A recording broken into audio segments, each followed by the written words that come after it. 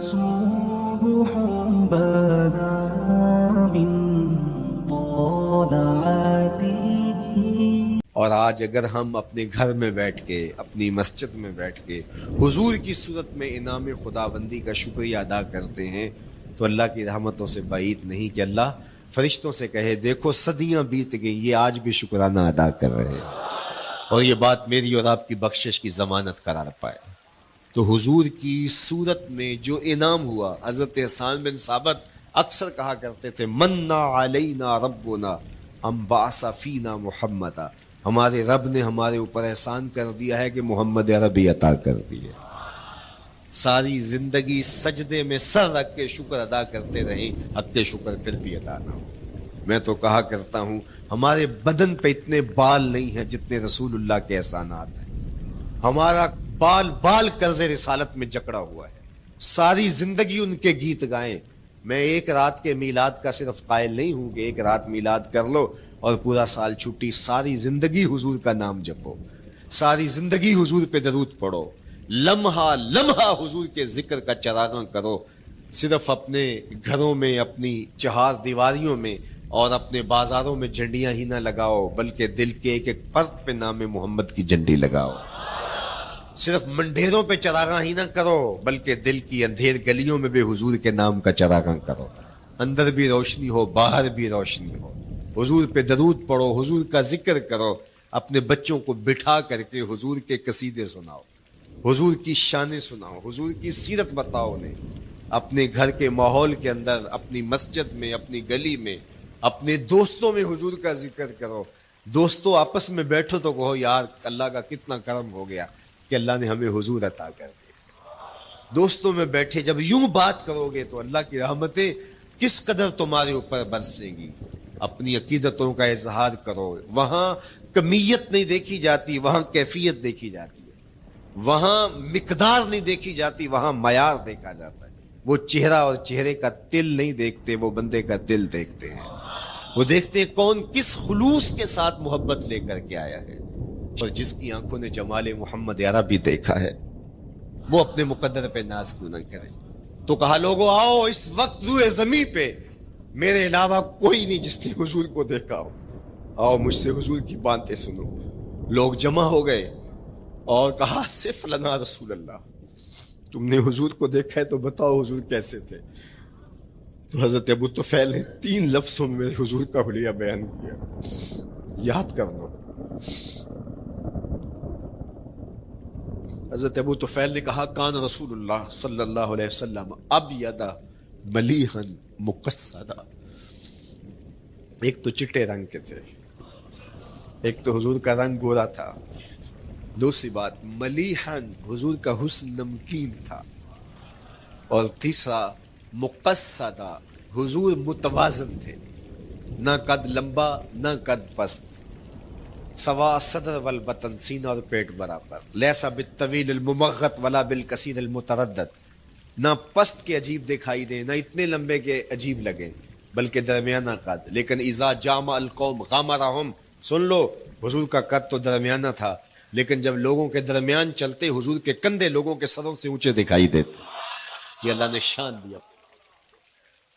مکھ چند بدر شاہ شانی، متھے چمک دی لاٹ، کالی زلف تے اکھ مستانی.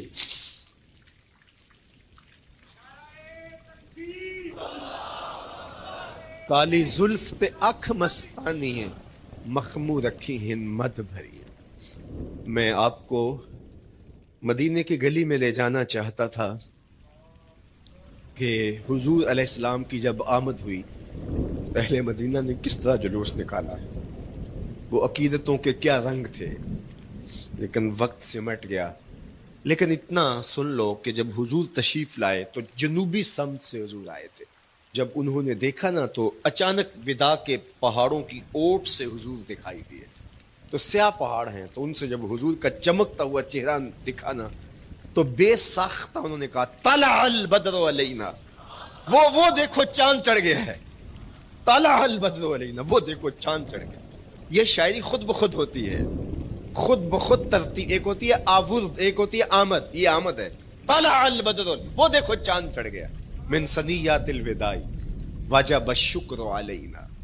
مورخ اسلام حفیظ جالندری نقشہ کھینچتے جنوبی سمت سے اٹھا ایک نوری غبار آخر. جنوبی سمت سے اٹھا ایک نوری غبار آخر, سواد شہر میں داخل ہوا ناکا سوار آخر. زباں پر اشرق البدر علینا کی صدائیں تھیں, دلوں میں ما دعا للہ دائی کی دعائیں تھیں. نبوت کی سواری جس طرف سے ہو کے جاتی تھی, درود و نعت کے نغمات کی آواز آتی تھی. کہیں معصوم ننھی بچیاں تھیں تف بجاتی تھی, رسول پاک کی جانب اشارے کر کے گاتی تھی اور کہتی کیا تھی, ہم ہیں بچیاں نجار کے عالی گھرانے کی, خوشی ہے آمنہ کے لال کے تشریف لانا. خوشی ہے آمنہ کے لال کے. عجیب رنگ بکھرے ہوئے تھے. حضور نے جب بچیوں کو دیکھا تو فرمایا تم مجھ سے محبت کرتی ہو؟ انہوں نے کہا ہم دل و جان سے آپ سے پیار کرتی ہیں. تو حضور نے فرمایا واللہ انا احبکن, اللہ کی قسم میں بھی تم سے پیار کرتا ہوں, میں بھی تم سے پیار کرتا ہوں. لوگ گھروں کو سجائے بیٹھے, ہلم الینا یا رسول اللہ الی العدد والعدۃ والمنع. حضور آ جاؤ نا, آ جاؤ, ہمارے پاس اسلحے بھی ہیں, کسی نے حملہ کیا توڑ کے رکھ دیں گے. ہمارے بڑے بڑے گھر ہیں, مہمان آئے سنبھال لیں گے, رک جاؤ نا ہمارے گھر. اب اتنے چاہنے والے ہوں تو کس کو پذیرائی دیں. حضور اونٹنی کی مہار گردن پہ ڈالتے, فرماتے خلو سبیلہا ناقتی مامورۃ من اللہ, اس کی راہیں چھوڑ دو, یہ اللہ کے حکم کی پابند ہے. کہتے ہیں لوگوں نے اونٹنی کو چارہ دکھانا شروع کر دیا کہ چلو اونٹنی بیٹھ جائے. اللہ اکبر, پانی ہڑا نو لوڑ کی راہ براندی. پہنچے آپ دریار سرکار یارا. یار جب محبت پیدا ہوتی ہے یار منانے کے ڈھنگ بھی سیکھ لیے جاتے ہیں. محبت بتا دیتی ہے محبوب کو کیسے منانا ہے. لیکن حضور فرماتے خلو سبیلہا ناقتی مامور, راہیں چھوڑ دو, میری اونٹنی اللہ کے حکم کی پابند ہے. یہ سبز چاروں کے لالچ میں آنے والی نہیں ہے, چھوڑو چھوڑو اس کا راستہ. اللہ اکبر. جب بنو نجار کے محلے سے حضور گزرے, یہی بچیوں نے تالا البدر علینا پڑھا تھا اور یہی محلہ حضور کے ننیال کا محلہ تھا. انہوں نے جو لفظ کہے, امام صالحی نے, اللہ ان کی قبر پہ کروڑوں رحمتیں نازل کریں. سبل الہدا والرشاد میں نے کئی مرتبہ یہ مقام پڑھا ہے. باب الہجرہ مسلم شریف باقی کتب حدیث میں بھی ہے, لیکن امام صالحی نے بہت ساری حدیث جمع کی ہیں اور انہوں نے یہاں جو منظر بیان کیا ہے, انہوں نے جو لفظ کہے نا, جب حضور آئے بنو نجار کے محلے سے گزرنے لگے تو ذرا لفظوں کی چاشنی دیکھیے, ان لفظوں سے ٹپکتے شہد کو دیکھیے. تو انہوں نے آگے بڑھ کے حضور کو دعوت دی اور لفظ کیا کہے, ہلم الی اخوالک یا رسول اللہ الی العدد والعدۃ والمن. حضور ادھر تو رک جاؤ, یہ تو آپ کے ماموں کے گھر ہے, یہ تو آپ کے ننیال کا محلہ ہے. لیکن حضور نے فرمایا کہ بس میری راہیں چھوڑ دو. پھر اونٹنی جا کے کہاں بیٹھی, نیویاں دا پرونا ہے میرا نبی, کوٹھیاں تے چڑھے ویخ دے رہ گئے. سہل اور سہیل دو یتیم بچے تھے اور ان کی خالی جگہ پڑی تھی, جا کے اونٹنی وہاں بیٹھ گئے. اٹھایا گیا پھر بیٹھ گئی. قریب ترین مکان حضرت ابو ایوب انصاری کا تھا. دوڑے آئے, سامان اتارنے لگے, کہا حضور اونٹنی کو اب نہ اٹھاؤ, اب تو میرے وقت جاگ پڑے. پھر ان کی کیفیت کیا تھی, امروز شاہ شاہاں مہمان شدستو مارا. روز شاہ شاہاں مہمان شدستو مارا, جبریل با ملائک درباں شدستو مارا. وہ کہتے ہیں آج شاہوں کا شاہ میرے گھر کا پرونا بن گیا ہے. یہ ابو ایوب انصاری کے جذبات ہیں. آج شاہوں کا شاہ, آج خسرو حسینہ ماہ نازنینہ, آج امام الانبیاء میرے گھر کا پرونا بنا ہے. کہاں میں کہاں نکہتے گل, باد صبا تیری مہربانی. کبھی اونٹنی کے پاؤں چوم رہے ہیں, تیرے وقت کے تو میرے گھر تک لے آئی. تو کہا امروز شاہ شاہاں مہمان شدست تمہارا, آج شاہوں کا شاہ میرے گھر کا مہمان ہے. پھر آگے کیا کہتے ہیں, جبریل با ملائک درباں شدست تمہارا. لوگوں جبریل کو دیکھو, آج میرے گھر کا پہرا دے رہا ہے, آج میرے گھر کا چوکی دار بنا ہوا ہے, کیونکہ میرے گھر میں حضور ٹھہرے ہوئے. تو کیا حضور کی آمد کا جلوس تھا یار. صحابہ نے جو حضور کے آمد کا جلوس نکالا, ہم تو وہ رنگ پیش نہیں کر سکتے, لیکن میں آپ کو کہوں گا درود پڑھتے ہوئے آج جلوس میں شامل ہوں, حضور کے ذکر سے سرشار ہو کے جلوس میں شامل ہوں, اور پورے نظم کے ساتھ اگر آپ کے جلوس میں کوئی کسی کی گاڑی گھس بھی آتی ہے، اس کو پیار دینا، اس کو راستہ دینا، اور اس کو حضور کی رحمت کا احساس ہو کہ یہ رحمت کو ماننے والے لوگ ہیں، اور حضور پہ درود پڑھتے رہنا، عقیدتوں کے رنگ میں رہنا۔ امید ہے کہ جس طرح حضور نے ان بچیوں سے کہا جو حضور کے جلوس میں شامل تھیں کہ کیا تم مجھ سے محبت کرتی ہو، تو انہوں نے کہا جی جی، ہم اسی لیے تو آپ کے قصیدے پڑھ رہی ہیں۔ تو حضور نے فرمایا واللہ میں بھی آپ سے محبت کرتا ہوں۔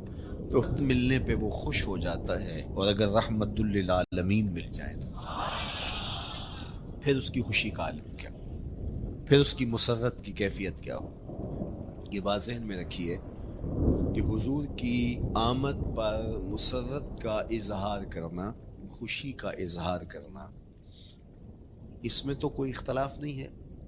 امت کا کوئی بھی طبقہ اس کا انکار نہیں کرتا کہ یہ خوشی کی بات نہیں ہے، خوشی کی بات ہے۔ ہر دور میں اور ہر علاقے کے اپنے اظہار کے سلیقے ہوتے ہیں اور طریقے ہوتے ہیں، اگر وہ شریعت کے مزاج سے متصادم نہ ہوں تو ان کو اختیار کرنے میں کوئی حرج نہیں ہے۔ پھر مرور زمانہ کے ساتھ بدلتے ہوئے تقاضے ہوتے ہیں۔ کسی زمانے میں تلواروں کے ساتھ، تیروں کے ساتھ لڑائی ہوتی تھی اور وہ جہاد اسلامی قرار پاتا تھا۔ آج کی لڑائی میزائلوں کے ساتھ اور ٹینکوں کے ساتھ ہے، اور یہ بھی جہاد اسلامی قرار پاتا ہے۔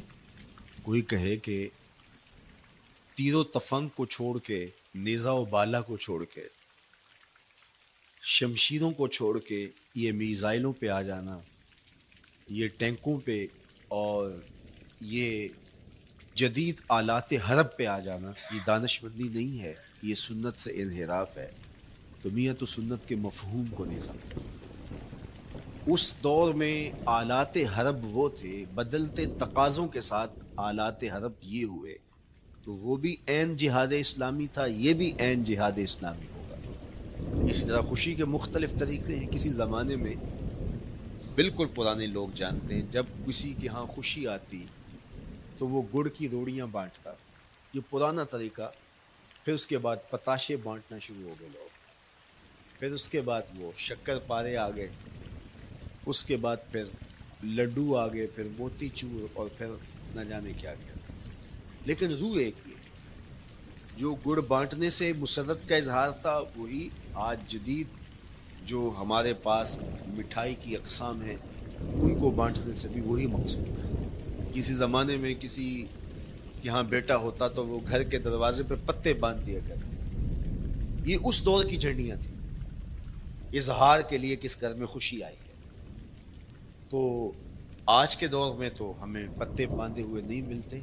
آج گھروں کے اندر ولادت مبارک کے یا مختلف طرح کے غبارے لگا دیے جاتے ہیں یا جھنڈیاں لگا دی جاتی ہیں۔ تو مختلف بدلتے ہوئے ادوار میں وہ طریقے ضرور بدلے، لیکن جہاں تک مسرت کا اظہار ہے وہ روح بعین ہی ہر دور میں، ہر علاقے میں، ہر جو ہے وہ کلچر میں موجود ہے۔ کسی بھی خوشی پہ مسرت کا اظہار، مسرت اور سرور اور کیفیت کا اظہار، یہ انسانی زندگی ہے۔ اسلام ہمیں مسرتوں کے اظہار اور شکرانے کی صورت کے بہت سارے طریقے دیں، اس میں سے روزہ رکھنا بھی ہے۔ ان طریقوں میں سے ایک طریقہ نوافل ادا کر کے شکر کا اظہار کرنا بھی ہے۔ خیرات بانٹ کے لوگوں کو کھانا کھلا کے مسرت کا اظہار کرنا ہے، لوگوں کو لباس پہنا کے مسرت کا اظہار کرنا ہے۔ اور اسی طرح دعوت ہے، مختلف مواقع پہ مختلف چیزیں ہیں۔ پیر کے دن حضور علیہ السلام روزہ رکھتے تھے۔ پوچھا حضور آپ پیر کے دن روزہ کیوں رکھتے ہیں؟ قال فیہ ولدت، کہا اس دن میں پیدا ہوا تھا۔ تو اپنی ولادت کا حضور دن پیر روزہ رکھ کے اللہ کے شکرانے میں دن گزارتے تھے۔ وہ حضور علیہ السلام کی زندگی کا ایک ایک لمحہ رب کے تشکر میں بسر ہوتا ہے، لیکن حضور نے اس کی وجہ بیان کر دی کہ میں اس دن کا روزہ خاص طور پہ اس لیے رکھتا ہوں، فیہ ولدت، اس دن میری ولادت ہوئی تھی۔ اللہ اکبر۔ تو حضور کی ولادت اللہ کی بہت بڑی نعمت، اور اس پر شکرانہ خود میرے حضور نے ادا کیا ہے۔ علماء نے لکھا ہے کہ حضور کی ولادت کی خوشی یہ اللہ کی رضا کا سبب اور ذریعہ ہے۔ آپ نے سنا علماء سے کہ دین کا سب سے بڑا دشمن جس کا نام لے کے مذمت کی گئی وہ ابو لہب ہے۔ پورے قرآن میں کسی اور کافر کا ابو جہل کا نام بھی نہیں، عتبہ عتیبہ اور امیہ کا نام بھی نہیں ہے، لیکن نام لے کر کے مذمت اگر کسی شخص کی گئی وہ تو ابو لہب کی۔ حضور علیہ الصلوۃ والسلام جب کوہ صفا پہ جلوہ فراز ہوئے، وَأَنذِرْ عَشِيرَتَكَ الْأَقْرَبِينَ، حکم ہوا پہلے قریبی لوگوں کو آپ اللہ کا ڈر سنائیں۔ تو حضور علیہ السلام نے قریبی لوگوں میں محنت کی، قریش کو، صنادید قریش کو، بنو ہاشم کو بلایا اور بولا کہ حضور نے ایک بات کی کوہ صفا پہ کہ اگر میں تمہیں کہوں اس پہاڑ کی دوسری جانب سے ایک لشکر آ رہا ہے جو تمہیں کچل دے گا تو کیا میری بات مان لو گے؟ تو انہوں نے کہا اگر نظر نہ بھی آیا تو ہم کہیں گے ہم اندھے ہیں، آپ سچے ہو، ہماری نظروں کو پھیر لگ رہا ہے، آپ جھوٹ نہیں بول سکتے، ہم نے 40 سال آپ کے شب و روز دیکھے، تو کیسے ہم یہ گمان کریں؟ حضور نے فرمایا اگر میری ذات پہ اتنا یقین ہے تو مان لو اللہ ایک ہے۔ تو ابو لہب سب سے پہلے بولا تبا لک ھنالک سائر الیوم الہذا جمعتنا معاذ اللہ، کہ آپ کا معاذ اللہ ہاتھ ٹوٹ جائے، آپ نے اس لیے ہمیں جمع کیا تھا؟ تو اللہ تعالیٰ جل شانہ نے اس کا جواب دیتے ہوئے ارشاد فرمایا تبت یدا ابی لہب وتب، ظالم تیرے دونوں ٹوٹ جائیں، ظالم تیرے دونوں ٹوٹ جائیں۔ تو ابو لہب کا نام لے کے مذمت کی گئی، لیکن یہ بدترین کافر جب حضور کی ولادت ہوتی ہے تو اس کی لونڈی سویبہ اس کو جا کے خبر دیتی ہے کہ تیرے مرحوم بھائی کے گھر بیٹا پیدا ہوا ہے۔ تو یہ بہت خوش ہو گیا، اس لیے نہیں کہ نبی تشریف لائے، اس لیے کہ میرے مرحوم بھائی کے گھر میں چراغاں ہوا۔ تو بھتیجا ہونے کے ناطے اس کو ایک سرشاری اور خوشی ہوئی، اور لونڈی کے خبر دینے پر اس نے اشارے سے اس کو کہا جا تو آزاد ہے۔ اللہ اکبر۔ یہاں سے یہ بھی سمجھے کہ حضور نے صحن کائنات میں قدم رکھا، غلاموں کو آزادی ملنے لگی، غلامی کی زنجیریں ٹوٹنے لگیں، تو صحابہ کو کہا جا تو آزاد ہے۔ خیر ابو لہب کی ساری زندگی آپ کو پتہ ہے، لیکن جب مر گیا تو حضرت عباس رضی اللہ تعالیٰ عنہ کو خواب میں ملا۔ انہوں نے کہا سنا کیسی بیت رہی ہے؟ اس نے کہا سخت مشکل میں، ڈاڈی تکلیف ہے، حضور کی مخالفت بڑی مہنگی پڑی، لیکن اتنا ہے کہ جب پیر کا دن آتا ہے جس انگلی سے اشارہ کر کے لونڈی کو آزاد کیا تھا اس سے ٹھنڈا اور میٹھا مشروب بھی ملتا ہے اور عذاب میں بھی کچھ کمی ہوتی ہے۔ شارع مسلم امام نووی کے استاد امام ابو شامہ، جو بہت بڑا نام ہے حدیث میں، وہ فرماتے ہیں جب ایک کافر کو حضور کو نبی سمجھ کے نہیں بھتیجا سمجھ کے خوشی کرنے کا بھی صلہ ملتا ہے، تو ایک مومن جو حضور کا غلام ہے اور حضور کو امام اور مقتدا اور نبی رسول اور محبوب سمجھ کے خوشیاں کرتا ہے، اس کو اللہ کتنا کچھ عطا کرے گا۔ دوستاں را کجا کنی محروم، تو کے بعد دشمناں نظر داری، جب تو دشمنوں کو اتنا دیتا ہے تو دوستوں کو کتنا عطا کرے گا۔ تو حضور کی آمد پر مسرت کا اظہار، بشاشت کا اظہار، یہ اہل ایمان کا طریقہ رہا ہے۔ ہاں جو اس کا انداز ہے، کسی کو نوافل میں زیادہ سرور ملتا ہے وہ نوافل کثرت سے پڑھ لے، کسی کو زیادہ سرور روزے میں آتا ہے تو وہ روزے رکھ کر کے اس شکرانے کو ادا کرے، کوئی ذکر کی مجلس سجا لے، مختلف طریقے موجود ہیں۔ حضور علیہ السلام تشریف لائے، صحابہ بیٹھے ہوئے تھے، صحیح مسلم میں روایت ہے، سنن نسائی میں ہے، اور بھی کتب حدیث میں، محفل بپا تھی تو حضور نے آ کہا ما اجلسکم، کیوں بیٹھے ہوئے ہو؟ تو جو انہوں نے جواب دیا وہ سنیے، جلسنا نذکر اللہ ونحمدہ علی ما ہدانا لدینہ ومن علینا بکا۔ حضور ہمارے بیٹھنے کا مقصود یہ ہے کہ ہم اللہ کا شکر ادا کر رہے ہیں اس بات پر کہ اس نے ہمیں ہدایت دین عطا کی، ومن علینا بکا، اور آپ کی صورت میں ہمارے اوپر احسان کیا، ہمیں آپ عطا ہوئے، اس پر اللہ کا شکر ادا کرنے کی مجلس سجائے بیٹھے۔ اب بات تو سادہ سی تھی، لیکن میرے حضور نے ان سے کہا کیا تم اس بات پہ قسم دے سکتے ہو کہ اسی لیے بیٹھے ہو؟ تو انہوں نے کہا جی ہم قسم دیتے ہیں ہم اسی لیے بیٹھے ہو۔ میں اٹھاؤ قسم۔ تو صحابہ نے باقاعدہ قسم دی، ہم قسم اٹھاتے ہیں ہمارے بیٹھنے کا مقصد یہ ہے کہ اللہ کا شکر ادا کر رہے ہیں اور آپ کی صورت میں جو انعام خداوندی ملا ہے اس پر اللہ تعالیٰ کا شکریہ ادا کر رہے ہیں۔ حضور نے باقاعدہ ان سے قسم لی اور انہوں نے باقاعدہ قسم دی۔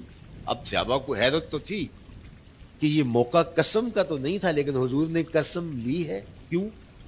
حیرت تو استجاب کی کیفیت تھی۔ حضور علیہ السلام نے فرمایا صحابہ میں تم سے جو ابھی قسم لی ہے یہ کسی تہمت کی بنیاد پر نہیں لی، یعنی تمہارے قول کی صداقت میں مجھے کوئی شک نہیں تھا کہ میں نے قسم سے تصدیق کی ہو، بلکہ اس کا سبب اور تھا۔ بعض اوقات قسم اس لیے کی جاتی ہے کہ کسی متردد الذہن کو مطمئن کرنا ہوتا ہے، اور بعض اوقات قسم واقعہ کی اہمیت کو بڑھانے کے لیے کی جاتی ہے۔ کوئی بندہ کہہ رہا ہے کہ جناب فلاں صاحب آ رہے ہیں ہمارے گھر میں، مہمان آ رہے ہیں، تو گھر کے اچھا کہتا ہاں قسم اللہ کی، تو اس کا یہ مطلب نہیں کہ اس کے شک ہوتا ہے، اس کی خوشی اور اس کی مسرت کے اظہار کو بڑھانے کے لیے وہ کہتا ہے کہ ہمارے گھر کے اندر آج فلاں آ رہا ہے، وہ کہتا اچھا کہتا ہاں ہاں قسم اللہ کی وہ آ رہا ہے۔ تو یہ متردد کا شک دور کرنے کے لیے قسم نہیں ہے، یہ بلکہ اس کی خوشی اور سرشاری کو پختہ کرنے کے لیے ہے۔ تو عربوں میں قسم مختلف وجہ سے کی جاتی تھی، تو حضور نے فرمایا یہ جو میں نے تم سے قسم لی ہے یہ کسی تہمت کی بنیاد پہ نہیں لی، بلکہ اس قسم کا سبب کیا ہے سنو۔ پھر حضور نے خود بتایا، فرمایا تم یہاں بیٹھے تھے، میں حجرے میں بیٹھا تھا، اتانی جبریل علیہ السلام، میرے پاس جبریل امین حاضر خدمت ہوئے، فاخبرنی ان اللہ یباہی بکم الملائکہ، تو مجھے انہوں نے خبر دی ہے، محبوب ذرا باہر تو نکل کے دیکھو، صحابہ تمہارے اس عمل پر اللہ فرشتوں میں ناز کر رہا ہے، اللہ فرشتوں میں فخر کر رہا ہے کہ دیکھو میں نے ان کو نعمت دی، کتنے قدردان نکلے، اس نعمت کا شکرانہ ادا کر رہے ہیں۔ اور آج اگر ہم اپنے گھر میں بیٹھ کے، اپنی مسجد میں بیٹھ کے حضور کی صورت میں انعام خداوندی کا شکریہ ادا کرتے ہیں تو اللہ کی رحمتوں سے بعید نہیں کہ اللہ فرشتوں سے کہے دیکھو صدیاں بیت گئیں یہ آج بھی شکرانہ ادا کر رہے ہیں، اور یہ بات میری اور آپ کی بخشش کی ضمانت قرار پائے۔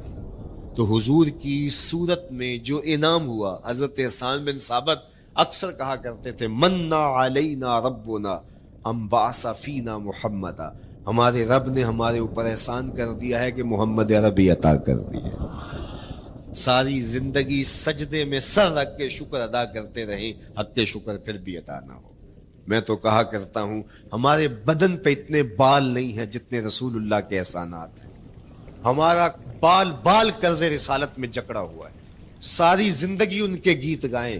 میں ایک رات کے میلاد کا صرف قائل نہیں ہوں کہ ایک رات میلاد کر لو اور پورا سال چھٹی، ساری زندگی حضور کا نام جپو، ساری زندگی حضور پہ درود پڑھو، لمحہ لمحہ حضور کے ذکر کا چراغاں کرو، صرف اپنے گھروں میں، اپنی چہار دیواریوں میں اور اپنے بازاروں میں جھنڈیاں ہی نہ لگاؤ، بلکہ دل کے ایک ایک پرت پہ نام محمد کی جھنڈی لگاؤ۔ صرف منڈیروں پہ چراغاں ہی نہ کرو، بلکہ دل کی اندھیر گلیوں میں بھی حضور کے نام کا چراغاں کرو، اندر بھی روشنی ہو باہر بھی روشنی ہو، حضور پہ درود پڑھو، حضور کا ذکر کرو، اپنے بچوں کو بٹھا کر کے حضور کے قصیدے سناؤ، حضور کی شانیں سناؤ، حضور کی سیرت بتاؤ انہیں، اپنے گھر کے ماحول کے اندر، اپنی مسجد میں، اپنی گلی میں، اپنے دوستوں میں حضور کا ذکر کرو۔ دوستوں آپس میں بیٹھو تو کہو یار اللہ کا کتنا کرم ہو گیا کہ اللہ نے ہمیں حضور عطا کر دیا۔ دوستوں میں بیٹھے جب یوں بات کرو گے تو اللہ کی رحمتیں کس قدر تمہارے اوپر برسے گی۔ اپنی عقیدتوں کا اظہار کرو، وہاں کمیت نہیں دیکھی جاتی، وہاں کیفیت دیکھی جاتی، وہاں مقدار نہیں دیکھی جاتی، وہاں معیار دیکھا جاتا ہے۔ وہ چہرہ اور چہرے کا تل نہیں دیکھتے، وہ بندے کا دل دیکھتے ہیں، وہ دیکھتے ہیں کون کس خلوص کے ساتھ محبت لے کر کے آیا ہے۔ شاہ ولی اللہ محدث دہلوی بہت بڑا نام ہے، تمام مکاتیب فکر کے نزدیک معتبر نام ہے۔ شاہ ولی اللہ محدث دہلوی فرماتے ہیں میرے والد شاہ عبد الرحیم محدث دہلوی ہر سال حضور کا میلاد کرتے تھے اور اپنی استطاعت کے مطابق لوگوں میں آنے والوں میں کچھ کھانا بھی تقسیم کرتے۔ ایک سال حالات اتنے پتلے تھے کہ ان کو میسر نہ تھا کہ لوگوں کو بھرپور کھانا کھلا سکے، لیکن کہا چلو ناغہ نہ ہو، ایک تسلسل ہے جاری رہے، تو انہوں نے چنے بانٹ دیے پانی، لیکن دل میں تشویش تھی کہ اس مرتبہ من کی منشا پوری نہیں ہوئی، تو اسی حالت میں سو گئے، سوئے تو مقدر جاگا، حضور کا دیدار نصیب ہوا، اور جس نے حضور کو خواب میں دیکھا اس نے حضور کو ہی دیکھا۔ من رآنی فی المنام فقد رآنی، فرمایا جس نے مجھے خواب میں دیکھا اس نے مجھے ہی دیکھا۔ فإن الشیطان لا یتمثل بی، شیطان میری مثل ہو ہی نہیں سکتا، خواب میں آ کر بھی حضور کی مثل ہونے کا دعویٰ نہیں کر سکتا، جس نے مجھے دیکھا اس نے مجھے ہی دیکھا۔ اور دوسری بات، حضور جس کے خواب میں آئے قصد، ارادے اور مرضی سے آئے۔ تیسری بات، حضور علیہ الصلوۃ والسلام نے خواب میں کسی کو کچھ عطا کیا تو وہ حقیقت میں عطا کیا۔ ویسے میں خواب میں کسی سے کچھ لیتا ہوں، آپ خواب میں کسی سے کچھ لیتے ہیں یا کسی کو کچھ دیتے ہیں تو وہ محض خواب ہوتا ہے۔ آپ نے کسی سے قرض لینا ہو تو وہ خواب میں آ کے ادا کرتے ہیں، تو صبح اٹھ کے کھاتے سے نام کاٹ دیں گے؟ آپ کہیں گے خواب میں ادا کیا، بھوک میں تڑپتے سو گئے، رات عالی نسب ہوٹل سے کھانا کھاتے رہے، صبح بھوک محسوس کریں گے یا نہیں؟ خواب میں کھایا ہے نا۔ وہ کیا کسی نے کہا 100 بار میرے ہاتھوں میں تیرا دامن آیا، جب آنکھ کھلی تو اپنا ہی گرے باندھا۔ کچھ نہیں ہوتا، خواب محض خواب ہوتا ہے، لیکن اگر حضور کسی کو خواب میں کچھ عطا کرے، امام بوصیری سے پوچھو، رات چادر ملتی ہے، صبح اٹھتے ہیں کندھوں پہ موجود ہوتی ہے۔ حضور عطا کرتے ہیں تو حقیقت میں عطا کرتے ہیں۔ امام سخاوی نے القول البدیع میں لکھا ہے، ایک شخص حضور کے روضے پہ کھڑا ہے اور کیا کہتا ہے؟ آنا ضیف ہوگا، میں آپ کا مہمان ہوں اور آپ کے ہوتے ہوئے کسی اور در پہ تو نہیں جانا۔ آقا جی میں تیرا ہو کے خیر منگاں در درتا، مریل کتا کیوں اخواواں ایڈے بختاں ورتا، جب میں تیری چوکھٹ پہ ہوں تو کسی اور سے کیوں مانگوں؟ اور میرے امام بولے کون دیتا ہے دینے کو منہ چاہیے، دینے والا ہے سچا ہمارا۔ کوئی جھولی میں چند ٹکڑے ڈال بھی دے تو ساری زندگی جتلائے گا۔ اللہ اکبر۔ عارف عبد المتین نے تو قلم توڑ دیا نا۔ اور جتنے بھی سہارے ہیں سبک کرتے ہیں، عزت نفس بڑھاتا ہے سہارا تیرا، ہر آسرا کمزور کرتا ہے لیکن نبی کا آسرا سر بلند کرتا ہے۔ کسی چودھری کا، خان وڈیرے کا مانگت سر اٹھا کے چل سکتے کہ میں فلاں کا مانگت ہوتا ہوں اور جس کو خیرات مدینے کی گلی سے ملی ہو؟ اسی لیے میرے امام نے مشورہ دیا، ٹھوکریں کھاتے پھرو گے ان کے در پہ پڑ رہو، قافلہ تو اے رضا اول گیا آخر گیا۔ وہ کھڑا ہی حضور کے روضے پہ اور کیا کہتا ہے؟ آنا ضیف ہوگا، میں آپ کا مہمان ہوں اور آپ کے ہوتے کسی اور در پہ جاؤں؟ اللہ اکبر۔ یہ کہتے کہتے آنکھ لگ گئی۔ حضور خواب میں تشریف لائے، دائیں ہاتھ میں روٹی تھی، عطا کرتے میں خود لے لے۔ کہتا میں نے خواب میں کھانا شروع کر دیا، ابھی آدھی روٹی کھائی تھی، پوری روٹی نہیں کھائی تھی، آدھی روٹی کھائی تھی کہ میری آنکھ کھل گئی۔ جب آنکھ کھلی تو دوسرا آدھا ٹکڑا میرے ہاتھ میں موجود تھا۔ وہ دیتے ہیں تو حقیقت میں دیتے۔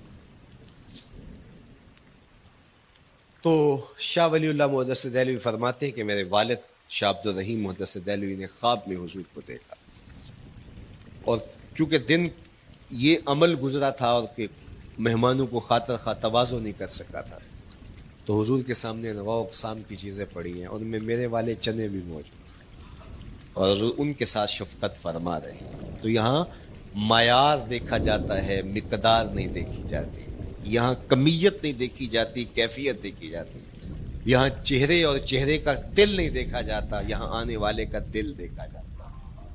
یار چہرہ تو چمکدار تھا، اسی لیے ابو لہب کہتے ہیں نا شعلے کی طرح چمکتا ہوا، لیکن جہنم کا ایندھن بنا، اور کالے رنگ والا، ہونٹ موٹے ہیں، لیکن کعبے کی چھت میں کھڑا اذان دے رہا ہے۔ اذان ازل سے تیرے عشق کا ترانہ بنی، نماز تو اس کی دید کا ایک بہانہ بنی، ادائے دید سراپا نیاز تھی تیری، کسی کو دیکھتے رہنا نماز تھی تیری۔ تو عقیدتوں کے رنگ اور محبتوں کے رنگ حضور علیہ السلام کے ساتھ جب کوئی پیش کرتا ہے تو رائے گانے جاتے، یہ وفاداروں کا در ہے۔ یہاں بے وفائی کا تصور ہی نہیں ہے. وہ ہاتھ پکڑتے ہیں تو پھر چھوڑتے نہیں ہیں. اس لیے ان سے محبت کا ربط قائم کیجیے. اپنی اولادوں کو حضور کا پیار سکھائیے. اپنے گھروں میں میلاد کیجیے. لازم نہیں ہے کسی عالم دین کو بلاؤ. آپ اپنے گھروں میں حضور علیہ السلام پر درود پڑھیے گا, بچوں کو بٹھائیے گا اور حضور کی سیرت کا کوئی واقعہ ان کو سنائیے گا. صحابہ اپنے بچوں کو بٹھا کر کے حضور کی سیرت بتایا کرتے تھے, حضور کا نقشہ بتایا کرتے تھے, حضور کے شمائل ذکر کیا کرتے تھے. اور کوئی صحابی ملتا تو تابعین جمع ہو جایا کرتے تھے اور اسے پوچھتے تھے اچھا بتاؤ حضور کی صورت کیسی تھی, زلفیں کیسی تھی. یہی میلاد ہے نا. میلاد میں حضور کے فضائل کا ذکر ہوتا ہے, شمائل کا ذکر ہوتا ہے, خصائل کا ذکر ہوتا ہے. اور موسم حج کا ہے. ایک اونچے ٹیلے پہ حضرت سیدنا ابو طفیل چڑھ گئے. یہ آخری صحابی ہیں, اس کے بعد کوئی صحابی نہیں. آخر میں سب سے آخر میں فوت ہوئے 110 ہجری میں. حضور کے وصال کے 100 سال بعد تک زندہ رہے. اونچے ٹیلے پہ چڑھ گئے اور لوگوں کو کہا لوگو آؤ, اس وقت روئے زمین پہ میرے علاوہ کوئی نہیں جس نے حضور کو دیکھا. بس انہی آنکھوں نے حضور کو دیکھا ہے. کیا ناز ہے. میرے ایک استاد ہوتے تھے سر محمد علی حاشر, اللہ ان کی قبر پہ رحمت نازل کرے. تو وہ بڑے بڑے مشاہیر اہل سخن سے ملے تھے تو وہ بات کرتے تھے. میں مولانا ظفر علی خان کا مصاحب رہا ہوں, میں نے اقبال کو دیکھا ہے. داغ دہلوی نے اپنے شاگردوں سے کہا تھا آنے والی صدیاں تم پہ ناز کریں گی اے لوگو, تم نے داغ کو دیکھا, تم نے داغ سے باتیں کی.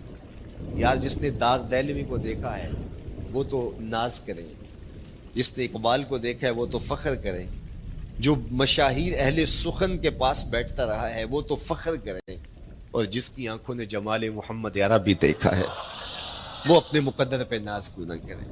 تو کہا لوگو آؤ, اس وقت روئے زمین پہ میرے علاوہ کوئی نہیں جس نے حضور کو دیکھا ہو.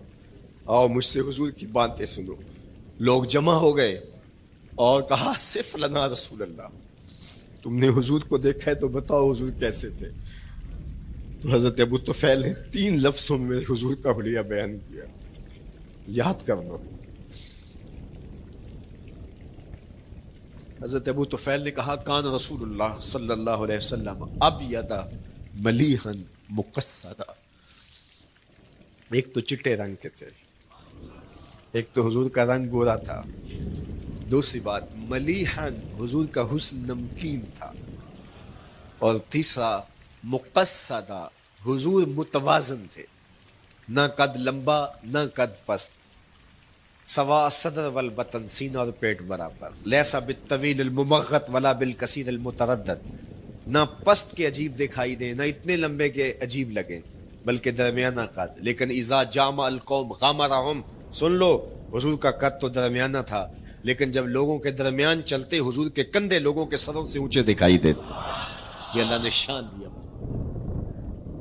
مکھ چند بدر شاہ شانی, متھے چمک دی لاٹ, کالی زلف تے اکھ مستانی.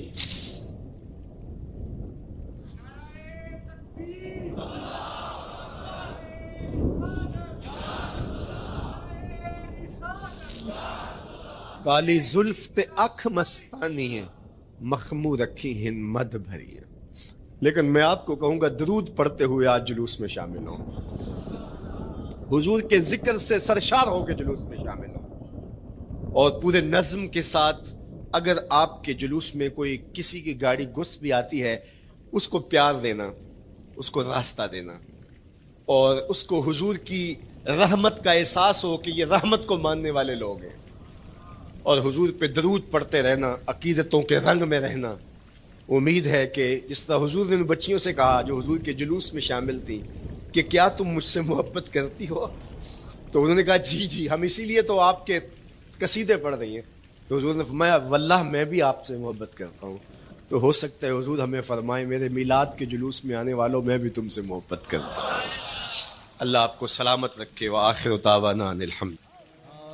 اللهم صل على سيدنا ومولانا محمد. اللهم صل على سيدنا ومولانا محمد. اللہ کے شیر ہے در کرار پر درود, اللہ کے شیر ہے در کرار پر درود. شیر غدر قرار پر درود حضرت حسن حسین کے کردار پر درود اللہم محمد وعلا سیدنا علی وسیدتنا فاطمہ وسیدتنا زینب وسیدنا حسن وسیدنا حسین